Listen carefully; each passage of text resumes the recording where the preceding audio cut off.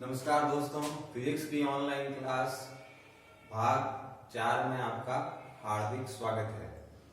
कल तक के भाग में हमने विद्युत क्षेत्र और उसकी तीव्रता के बारे में अध्ययन किया था और एक बिंदु आवेश के लिए विद्युत क्षेत्र की तीव्रता को ज्ञात किया था। बिंदु आवेश के कारण जो विद्युत क्षेत्र की तीव्रता आती है उसका हमने निम्न सूत्र प्राप्त हुआ था, E बराबर KQ/R², जहां पर Q जो है वो आवेश होता है, R जो है वो वहां से इस आवेश से दूरी होती है। तो विद्युत क्षेत्र की तीव्रता जो है E बराबर KQ/R² एक बिंदु आवेश के कारण प्राप्त होती है। E जो है वो विद्युत क्षेत्र की तीव्रता है और ये एक सदिश राशि होती है, इसीलिए हम इसके ऊपर सदिश का निशान लगाते हैं। तो E सदिश बराबर हो जाता है KQ/R²। ये विद्युत क्षेत्र की तीव्रता का सदिश रूप होता है, इसको हम विद्युत क्षेत्र की तीव्रता का सदिश रूप कहते हैं। यहां तक जो है कल के भाग में हमने किया था। अब हम यहां से आगे करते हैं। अगला हेडिंग है आवेशों के निकाय के कारण विद्युत क्षेत्र की तीव्रता ज्ञात करना। माने आवेशों का निकाय लिया जाएगा, माने एक ऐसा निकाय लिया जाएगा जिसके अंदर बहुत सारे आवेश होंगे और उन आवेशों के कारण किसी एक परिरक्षण आवेश के ऊपर विद्युत क्षेत्र की तीव्रता क्या होगी वो हम आज के पहले डेरिवेशन में हम ज्ञात करेंगे।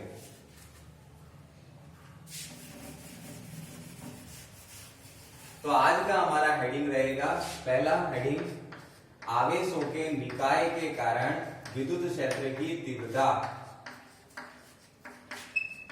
आवेशों के निकाय के कारण विद्युत क्षेत्र की तीव्रता।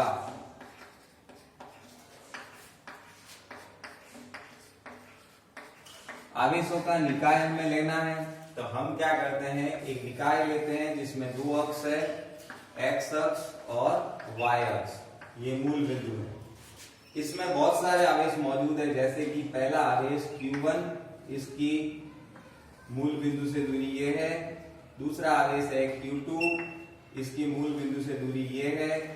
तीसरा आवेश है Q3, इसकी मूल बिंदु से दूरी ये है। उसी प्रकार से अंतिम Qn, इसकी मूल बिंदु से दूरी ये है।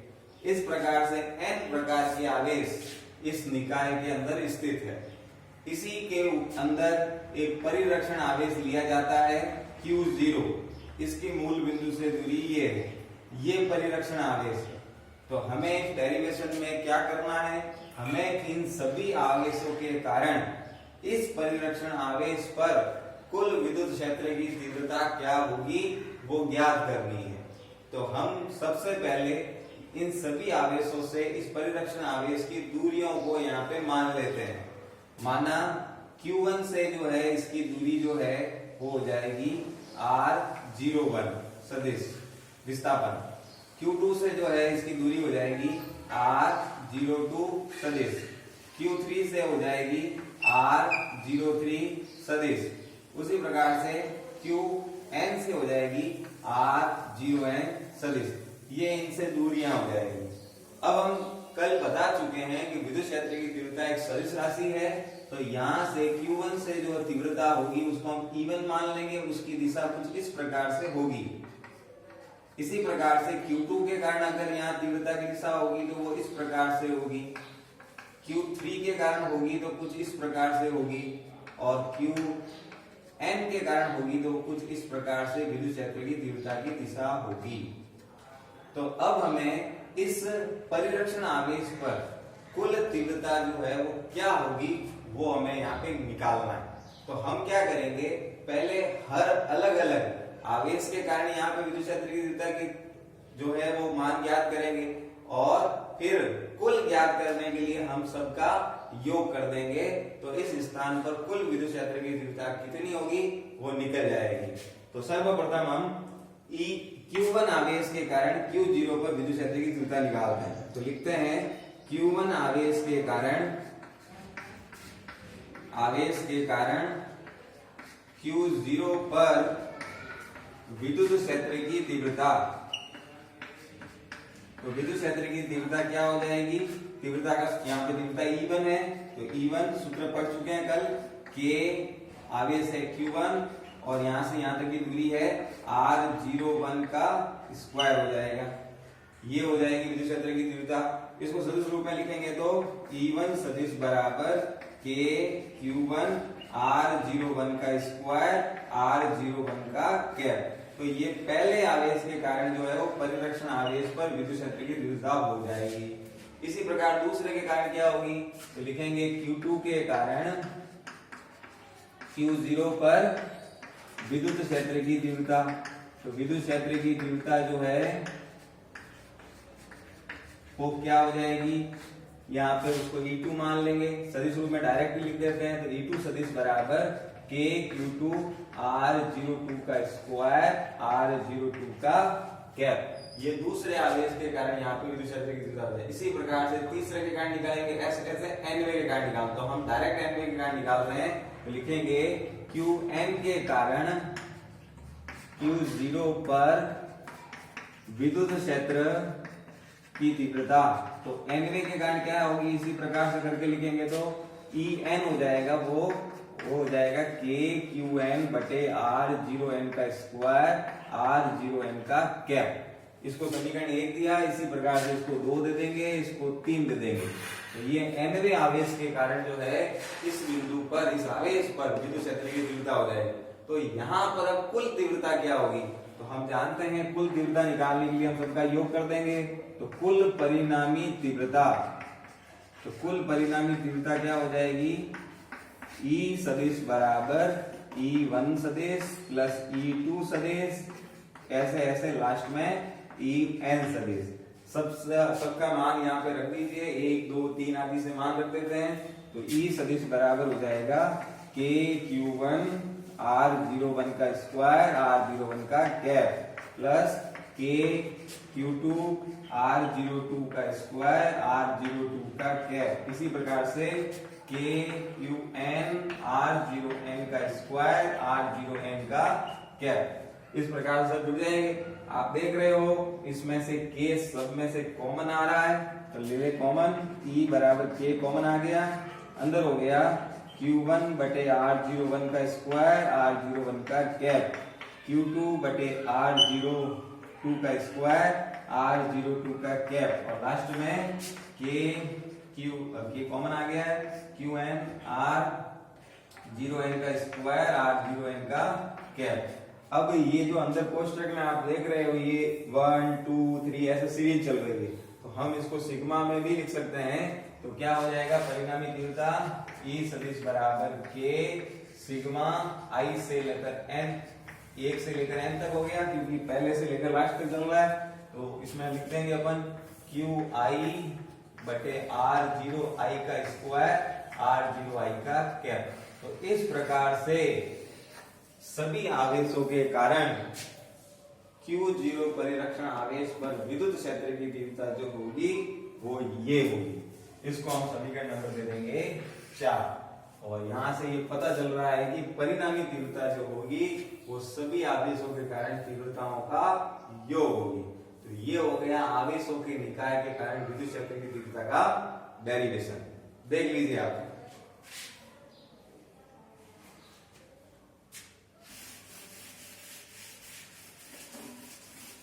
चलिए इसी के संबंध में एक बात और करते हैं। मान लीजिए दो तीव्रताएं हैं और वे दोनों तीव्रताएं किसी अलग अलग कोणों पर है। जैसे E1 तीव्रता कुछ इस प्रकार से लग रही है और E2 तीव्रता इस प्रकार से है। ये दो तीव्रताएं जो है वो दोनों एक दूसरे से अलग अलग कोण में लंबवत है। आपको लंबवत दिख रही है लेकिन ये कोण कुछ भी हो सकता है। इस प्रकार से दो तीव्रताएं हैं और हमें कभी ये कह दिया जाता है कि परिणामी तीव्रता ज्ञात करो। तो हमने पहले भी बताया आपको कूलाम के नियम में परिणामी बल ज्ञात करना। वैसे यहाँ से परिणामी तीव्रता निकालने के लिए परिणामी तीव्रता बीच में आएगी E, और वो सूत्र क्या हो जाएगा जो पहले होता है वो सूत्र यहाँ हो जाएगा रूट में E1 का स्क्वायर प्लस E2 का square plus 2E1 E2 cos theta. इस प्रकार से परिणामी तीव्रता हम ज्ञात कर पाएंगे। तो जब दो तीव्रताएं दे रखी होती है और हमें उन दोनों का परिणामी तीव्रता ज्ञात करने के लिए कहा जाता है, तो हम इस प्रकार से परिणामी तीव्रता का ये सूत्र लगा के उसे ज्ञात कर पाएंगे। तो ये जो पूरा डेरिवेशन है, ये आवेशों के निकाय के कारण विद्युत क्षेत्र की तीव्रता ज्ञात करना, ये यहाँ पे खत्म हो रहा है। अब इसके आगे नया हेडिंग है विद्युत बल रेखाएं।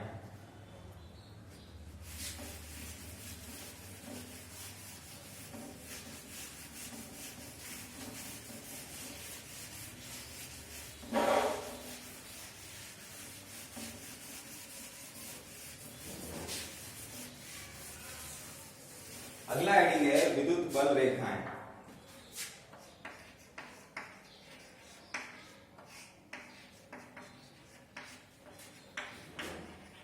परीक्षा के अंदर ये हेडिंग 2 नंबर में आता है अगर पूर्ण विस्तार से पूछा जाएगा तो, नहीं तो अगर इसकी परिभाषा ही पूछी जाती है या इसका कोई एक आधा गुणधर्म ही पूछा जाता है तो ये 1 नंबर का प्रश्न है और बहुत सरल है, हम सबको आना चाहिए।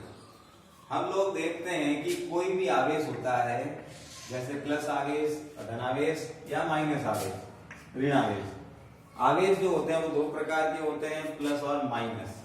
हमने विद्युत क्षेत्र के अंतर्गत ये पढ़ा कि आवेश जो होता है वो अपने चारों ओर अपना प्रभाव बनाए रखता है, अपने चारों ओर जो है अपना प्रभाव बनाए रखता है, भले ही वो प्लस होगा या वो माइनस होगा, तो अपने चारों ओर जो है अपना प्रभाव जो है वो बना के रखेगा। लेकिन ये अपना प्रभाव बना के रखता है तो किस कारण रखता है, ऐसा क्या होता है इसके चारों ओर कि ये अपना प्रभाव बनाए रख रहा है? तो बस यही जो है वो विद्युत बल रेखा है। क्या है? किसी आवेश के चारों ओर, किसी आवेश के चारों ओर वे काल्पनिक रेखाएं, ये आवेश है उसके चारों ओर वे काल्पनिक रेखाएं जो विद्युत क्षेत्र को बनाए रखने का प्रयास करती है या विद्युत क्षेत्र बनवाती है।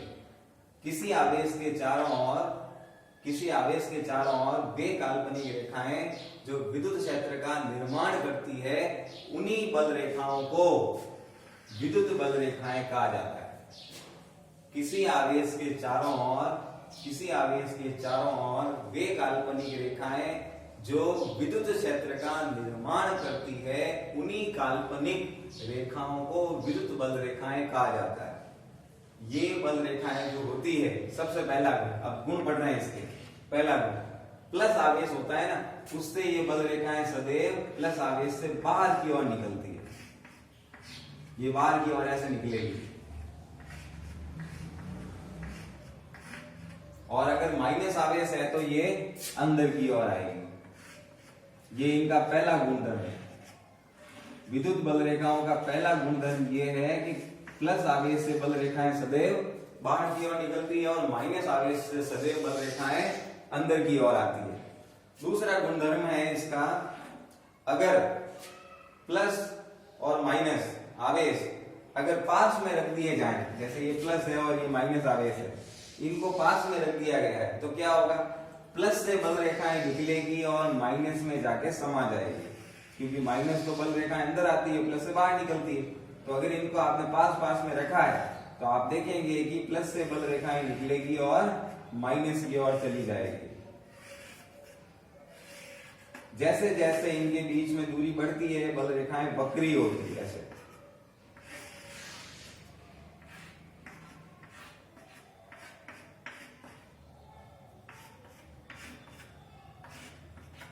बीच में आप देख रहे हैं ये बल रेखा एकदम सीधी है लगभग लगभग, लेकिन दूरी बढ़ने के साथ ये वक्री हो रही है। तो जहां ये बल रेखाएं सीधी है, ये इसका तीसरा गुणधर्म एक और है, जहां ये बल रेखाएं एकदम सीधी है, एकदम तनी हुई डोरी के समान है, वे प्रबल विद्युत क्षेत्र को दर्शाएगी। माने यहाँ पे जो विद्युत क्षेत्र होगा वो प्रबल होगा। लेकिन जैसे जैसे आप दूर जा रहे हैं, देखो ये वक्री हो रही है। तो वक्री होने का मतलब है धीरे धीरे अब दूरी बढ़ने के साथ विद्युत क्षेत्र के प्रभाव में कमी आ रही है, विद्युत क्षेत्र का मान कम हो रहा है। ये इसका तीसरा गुणधर्म है। तनी हुई डोरी के समान जब विद्युत बल रेखाएं होती है तो वे प्रबल विद्युत क्षेत्र को दर्शाती है, और जब वे वक्री होने लगती है या पूर्ण रूप से गोल हो जाती है तो वे दुर्बल विद्युत क्षेत्र को दर्शाएगी। प्लस और माइनस आवेश को पास में रख रहे हैं तो इनकी बल रेखाएं देखो आकर्षित कर रही है। उसी प्रकार से अगला गुणधर्म है, तीसरा ये हो गया। चौथा अगला गुणधर्म है, अगर दो समान आवेशों को पास में रख दिया जाए, जैसे ये प्लस है और ये भी प्लस है, तो इनकी बल रेखाएं सदैव एक दूसरे को प्रतिकर्षित करेगी, क्योंकि प्लस और प्लस को प्रतिकर्षित करते हैं। तो ये बल रेखाएं जो है बाहर निकलेगी लेकिन एक दूसरे को प्रतिकर्षित करेगी, ऐसे ये एक दूसरे की तरफ जाएगी, जब एक दूसरे को प्रतिकर्षित करेगी धक्का मारेगी। इसीलिए हम कहते हैं कि दो समान आवेश जो होते हैं वो सदैव एक दूसरे को प्रतिकर्षित करते हैं। तो आप यहाँ देख रहे हो कि ये अगर दो आवेश है, इनको मिलाने वाली रेखा अगर ये मान लें तो इसके बीच वाले बिंदु पर लगभग यहाँ पे किसी प्रकार की बल रेखाएं नहीं है। देख लीजिए, दो समान आवेश है, इनकी बल रेखाएं प्रतिकर्षित हो रही है और बीच वाले बिंदु पर आप देख लो इस जगह पर कोई बल रेखाएं आसपास भी दिखाई नहीं दे रही है। इसका मतलब ये है कि यहाँ पर विद्युत क्षेत्र का मान सदैव शून्य होगा। विद्युत क्षेत्र जो होगा वो सदैव शून्य होगा, और विद्युत क्षेत्र जब सदैव शून्य है इसका मतलब यहाँ पे इस बिंदु को अपन उदासीन बिंदु भी कह सकते हैं। ये दो समान आवेशों के बीच में प्राप्त होता है। यहाँ पे विद्युत बल रेखाएं जो है बिल्कुल नहीं है, इसीलिए विद्युत क्षेत्र जो है वो शून्य है। ऐसे बिंदु को उदासीन बिंदु भी कह सकते हैं। ये इसका चौथा गुण हो गया। उसी प्रकार से पांचवा गुण, दो विद्युत बल रेखाएं जो होती है वो कभी नहीं काटती। दो बल रेखाएं जो होगी वो कभी एक दूसरे को नहीं काटेगी। आप देखो, चित्र देख लो, ये भी देख लो, वो भी देख लो, कोई भी चित्र देख लो, बल रेखाएं जो होती है कभी आपस में कभी नहीं काटती। अगर ये काटेगी, जैसे मान लो अगर ये काट देती है तो काटेगी तो क्या होगा, इनके अगर कटान बिंदु पे स्पर्श रेखा खींची जाए तो स्पर्श रेखा क्या करेगी, इनकी दो दिशाओं को व्यक्त करेगी। लेकिन ऐसा संभव ही नहीं है। विद्युत बल रेखाओं के किसी भी बिंदु पर अगर स्पर्श रेखा खींच दी जाए, जैसे ये मैंने एक बिंदु ले लिया और यहाँ स्पर्श रेखा खींच दी, तो ये स्पर्श रेखा जो है इसकी दिशा को बताती है, विद्युत बल रेखाओं की दिशा को व्यक्त करती है। तो यहाँ तो कटान बिंदु पे दो स्पर्श रेखाएं हो जाएगी, और दो स्पर्श रेखाओं का मतलब दो दिशाएं हो जाएगी। इसीलिए संभव नहीं है, दो दिशाएं कभी नहीं हो सकती। विद्युत क्षेत्र की दिशाएं सदैव एक ही होती है, दो दिशाएं नहीं हो सकती। इसीलिए ये विद्युत बल रेखाएं कभी आपस में नहीं काट सकती है। तो इस प्रकार से ये पांचवा गुण हो गया। उसी प्रकार से छठा गुण, कोई भी पृष्ठ होता है समविभव पृष्ठ, जैसे ये कोई पृष्ठ मान लीजिए, विद्युत क्षेत्र के अंदर कोई भी एक पृष्ठ आप ले लेते हैं, पृष्ठ ले लिया, अगर बल रेखाएं जो है इसमें से गुजर रही है तो वो बल रेखाएं सदैव इसके लंबवत होगी।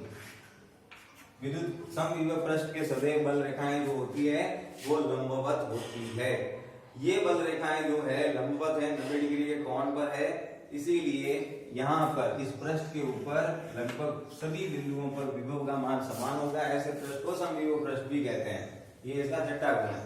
सातवें गुण में आप देख सकते हो कि बल रेखाओं जो है एक बंद लूप के समान है। सब जगह देख लो आप, बंद लूप बना रहा है, बंद एक काल्पनिक वक्र बन रहा है, तो ये बंद काल्पनिक वक्र का भी पालन करती है। इन बल रेखाओं की अवधारणा को समझाने वाला वैज्ञानिक था जिसका नाम था फैराडे। ये बल रेखाओं की अवधारणा जो है ये फैराडे ने दी थी। तो परीक्षा में इस प्रकार से सवाल आता है, विद्युत बल रेखाएं क्या होती है और इनके गुणधर्म क्या है, जिसमें ये ऐसा गुणधर्म, पांचवा गुणधर्म जो था मैंने बताया कि कभी दो बल रेखाएं आपस में क्यों नहीं काटती, ये ज्यादा इंपॉर्टेंट है। ठीक है, इसको याद करने की कोशिश ज्यादा करनी है। इनकी अवधारणाओं को देने वाला वैज्ञानिक कौन था? फैराडे।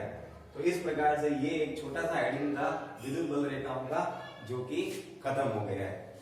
अगला हेडिंग है विद्युत द्विध्रुव।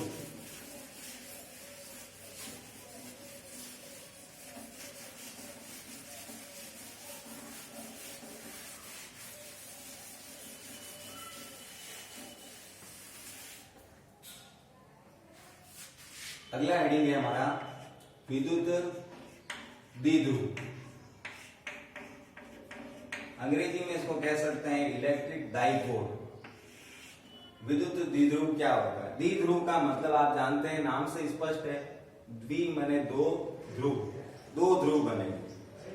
दो ध्रुव का मतलब अलग अलग स्थान पर होंगे ये दोनों, एक तरफ प्लस होगा एक तरफ माइनस। जैसे धरती के दो ध्रुव है, एक उत्तरी ध्रुव है और एक दक्षिण ध्रुव है। उत्तरी ध्रुव की प्रकृति अलग है और दक्षिण ध्रुव की प्रकृति अलग है और वे दूरी पर हैं। इसी प्रकार से दो आवेश होंगे जो समान परिमाण के होंगे, समान परिमाण लेकिन इनकी प्रकृति विपरीत है, एक प्लस है एक माइनस है। ये दोनों आवेश कुछ दूरी पर स्थित होते हैं, ये दूरी बीच में 2a मान ली जाती है, कुछ दूरी पर स्थित है। तो ये जो व्यवस्था है, इसी व्यवस्था को विद्युत द्विध्रुव कहा जाता है, इलेक्ट्रिक डाइपोल कहा जाता है। दो आवेश परिमाण में समान है, लेकिन उनकी प्रकृति एक दूसरे के विपरीत है, एक दूसरे से कुछ दूरी पर स्थित है। तो ये जो व्यवस्था है, इसी व्यवस्था को विद्युत द्विध्रुव कहा जाता है। एक सामान्य सी परिभाषा है और ये इसका चित्र है। इनका ये मध्य बिंदु है, इसको अपन O कह सकते हैं। तो आप समझ ही जाएंगे, यहां से दूरी इसकी A हो जाएगी और यहां से दूरी इसकी A हो जाएगी। तो ये इसका चित्र हो गया। इसी पर आधारित अगली हेडिंग है विद्युत द्विध्रुव आघूर्ण।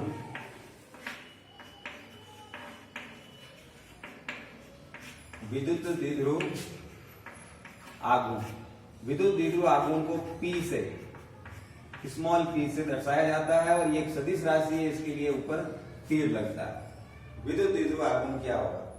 विद्युत द्विध्रुव पहले हेडिंग आ चुकी है, आघूर्ण। आघूर्ण का मतलब होता है कि ये जो द्विध्रुव है किसी एक बिंदु के सापेक्ष घूर्णन कर सकता है, इसीलिए नाम आया आघूर्ण। अगली 11वीं कक्षा में अपन एक पार्ट में पढ़ चुके हैं जड़त्व आघूर्ण, ठीक है ना, कोणीय संवेग, घूर्णन गति में पढ़ चुके हैं सारे। तो ये उसी से रिलेटेड है द्विध्रुव आघूर्ण, माने किसी एक बिंदु के सापेक्ष किलकित हो सकता है, इसीलिए नाम पड़ा विद्युत द्विध्रुव आघूर्ण। इसकी परिभाषा या इसका फॉर्मूला क्या होगा? जैसे ये द्विध्रुव है, इस द्विध्रुव में दो आवेश है, दोनों का मान समान है, परिमाण समान, प्रकृति विपरीत है, लेकिन वो एक दूसरे से 2a दूरी पर स्थित है। तो ये दोनों, इसके ध्रुव अलग अलग हो, इनके मध्य की दूरी ये हो गई। तो किसी भी एक आवेश को अपन इनकी मध्य की दूरी से गुणा कर दें तो वह द्विध्रुव आघूर्ण आ जाएगा। इसको हम कहेंगे 2aq। तो ये जो है वो द्विध्रुव आघूर्ण का सूत्र हो जाएगा, P बराबर 2aq। ये द्विध्रुव आघूर्ण का सूत्र हो गया। द्विध्रुव आघूर्ण का सूत्र ये हो गया, तो इसका मात्रक क्या हो जाएगा? मात्रक हो जाएगा 2a, माने दूरी है तो मीटर कूलाम, तो मात्रक हो गया कूलाम मीटर। मात्रक ये हो गया, तो विमा क्या होगी? विमा, आवेश की विमा A1 T1, दूरी की विमा L1, तो टोटल विमा क्या होगी? M0 L1 T1 A1। ये जो है इसकी विमा हो गई। ये एक सदिश राशि है, इसीलिए इसके ऊपर तीर का निशान भी लग सकता है। तो ये हेडिंग हो गई, दोनों ही एक ही प्रकार की हेडिंग है। परिभाषा याद रखनी है, इनके फॉर्मूले याद रखने। अब इसके बाद में इसी विद्युत द्विध्रुव पर आधारित दो डेरिवेशन है। जो ये द्विध्रुव होता है, अगर इसी द्विध्रुव में जो प्लस और माइनस आवेश है और इनको मिलाने वाली ये रेखा है, इसी रेखा को अगर हम काल्पनिक रूप से आगे बढ़ा दें तो ये रेखा विद्युत द्विध्रुव की अक्ष कहलाती है। और अगर इनके लंबवत, इसी अक्ष के लंबवत यदि कोई दूसरी रेखा खींच दी जाए, जैसे मैं ये लंबवत रेखा खींच रहा हूं, तो ये रेखा विद्युत द्विध्रुव की निरक्ष कहलाती है। तो हमें जो आगे दो डेरिवेशन करने हैं, वो डेरिवेशन इसी के करना है कि विद्युत द्विध्रुव की अक्ष पर अगर अपन कोई बिंदु एक मान लें तो उस बिंदु पर विद्युत क्षेत्र की तीव्रता क्या होगी वो ज्ञात करनी है।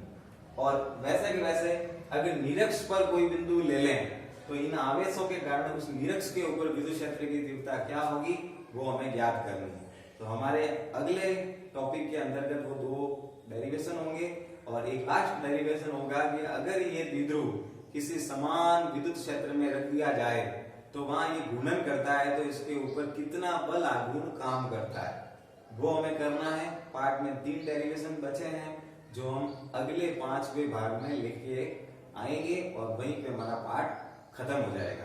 तो आज की कक्षा में आपने जो भी देखा है, साधारण हेडिंगें थी, द्विध्रुव है या द्विध्रुव आघूर्ण है या बल रेखाएं हैं और आवेशों के निकाय गण विद्युत क्षेत्र की तीव्रता है, सभी हेडिंगें सरल थी और आप लोग इन्हें पढ़ना, हो सके तो रफ कॉपी में उतारना हो तो उतार देना।